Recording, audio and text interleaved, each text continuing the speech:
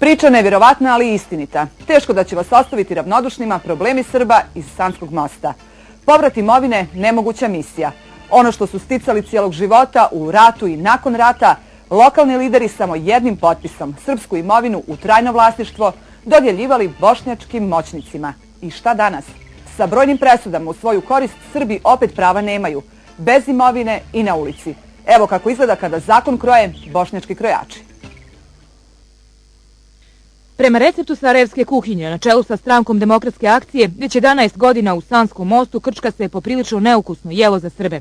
Gorke zalogaje recepta povratak imovine već deceniju mučno guta i porodica Dragičević. Na svom imanju Dragičevići gledaju velelepnu kuću izvjesnog Mirsada Hodžića, kojem je opština u trajno vlasništvo dodijelila srpsku zemlju. On je izgradio tu objekat, tu kuću, što mu je opština dala, dala mu je tako što je opština svoje računa plaćala mojom imovinom, trgovala sa mojom imovinom.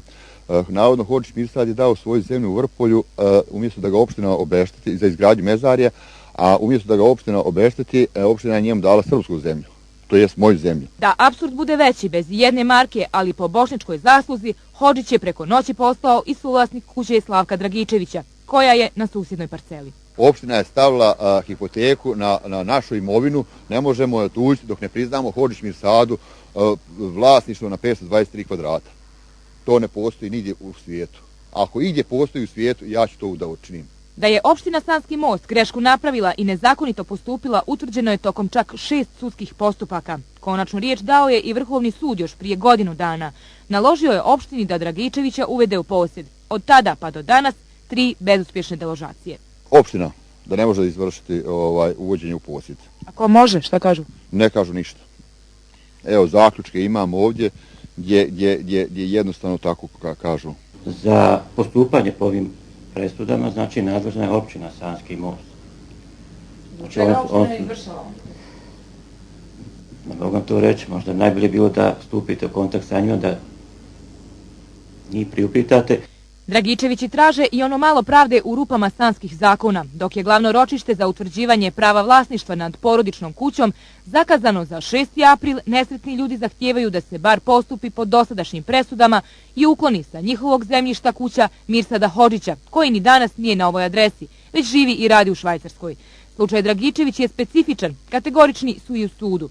Vođeno je, kažu stručnjaci za pravo i zakone, nekoliko paralelnih postupaka, a svi oni okončani su identično u korist tužitelja Dragičevića. Bilo je tužba u pravnom sporu i zahtjev za vanredno preispitivanje sudske odluke. I donesene su pozitivne odluke po tužitelja, znači Dragičevića. Ovo ne može se reći ni za jednu vlast, nemam poređenja. Nisu zločinci oni što su u Hagu. Ovo su zločinci što rade od živi ljudi u Sanskom mostu. I ovo nije jedini slučaj gdje je imovina u vlasništvu Srba oduzeta i poklonjena građanima bošnjačke nacionalnosti. Da li po ratnoj zasluzi ili lojalnosti aktuelnoj nacionalno nastrojenoj lokalnoj vlasti koju velikodušno podržavaju i sarajevski političari. Ni Gojko Mijatović ništa bolje nije prošao. Kako bi vratio svoju imovinu, godinama obilazi i sudove i sudnice, ali i druge institucije. Užas i sramota. 7 sudskih postupaka smo morali voditi, presuda opštinskog suda u našu korist, 1 presuda kantonalnog suda, 2 presuda kantonalnog suda u Bihaću, 3 presuda kantonalnog suda u Bihaću, sve u našu korist, presuda Vrhovnog suda Federacije u našu korist, odluka Ustavnog suda BiH u našu korist, krivična presuda opštinskog suda u Bihaću u našu korist, mišljenje ombudsmana institucije BiH, institucije ombudsmana BiH o teškom kršenju ljudskih prava strane opštine Sanski most, znači opet u našu korist. Ocjena Ministarstva za ljudska prava izbjelice BiH da opština Sanski most ozbiljno krši naša ljudska prava. I ovo ništa ne vredi. Možete okršiti mačku o rep. Ovakvih i sličnih slučajeva u Sanskom mostu bilo je više od 200, međutim, 20-ak najupornijih odlučilo je da idu do kraja. Ponekad, kažu sanski Srbi, riječi zabole i više od učinjenih dijela.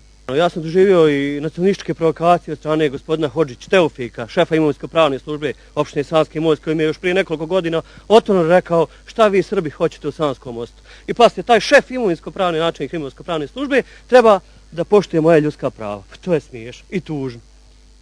SDA ovdje već godinama i vedri i oblači. I da ne bude zabune, oblači Srbima, a vedri Bošnjacima.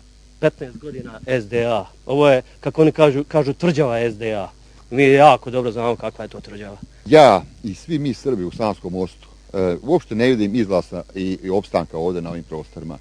I ja bi koristio i ovu priliku da apelujem na sve ambasadore članice Evropske zajednice da nam pomognu da mi isselimo sa ovih prostora, da se Sanski Most očisti od Srba i da on dobije čisto etički grad Sanski Most. Jer mi stvarno više nemamo ni moći, ni snage, ni bilo koje druge mogućnosti da se borimo sa ovom aktualnom vlasti. Treba jednom otvoreno reći pravu istinu. Mi smo ovdje narod 5. reda i tako se oni i ponašaju prema nama. U opštini Sanski Most i danas krivci su se krili iza zatvorenih vrata, tako da smo ostali bez odgovora. I ovo je samo još jedan od dokaza kako se Srbi tretiraju u ovoj lokalnoj zajednici. Ovdje kažu država u državi, a zakon iznad zakona. Ako dobro sprovede zakone na bošnjački način, za rad bude i dodatno nagrađen. Tako je načelnik opštine Sanski Most, Sanjin Halimović, unapređen na novu funkciju, ministar razvoja, obrta i preduzetništva u vladi Federacije BiH. I dok načelnička fotelja u Sanskom Mostu čeka na novog vlasnika, u opštini sjedi i nekoliko Srba. Ti Srbi su nama kočnica i za povrat imovine i oni su lično ti krivci što ja imam isto od Ratka Grbića koji je tad bio za pomoćnik načelnika. Lično je potpisao Hodžić Mirsadu građevinsku dozvolu. Drago Praštalo kao predsjednik opštinskog vijeća lično je potpisao ponovno rješenje da se dodjeljuje Hodžić Mirsadu moja zemlja. I ponovo se ja upućujem na sud. Đuro Kalacun, potpis Đure Kalacuna da ne može se izvršiti sudska presuda. Da zbog navodno da nije Hodžić tu, ne mogu naći vlasnika. Do opštinskih službenika službeno nismo mogli doći, stav lokalne zajednice. Ni Drago Praštalo nije odgovarao na naše telefonske pozive. Prije 2 godine ovdje je boravio i ambasador SAD-a Patrick Henish, koji je utvrdio da je riječ o nečuvenom kršenju ljudskih prava.